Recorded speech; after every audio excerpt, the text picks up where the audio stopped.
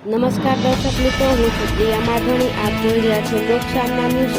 અમારા રિપોર્ટર દિલીપસિંહ રાજપૂત, બનાસકાંઠા.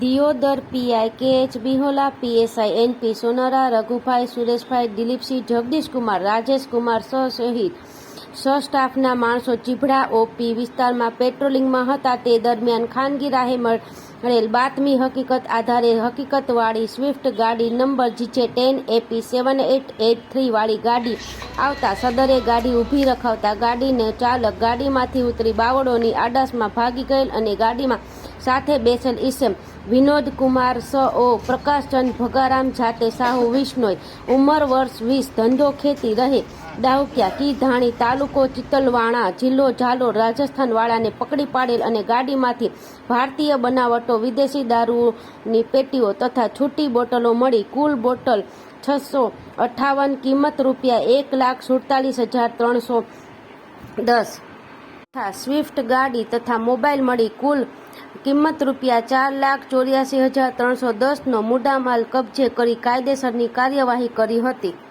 તો ફરી મળીશું એક નવા સમાચાર સાથે. ત્યાં સુધી જોતા રહો લોકશામના ન્યૂઝ.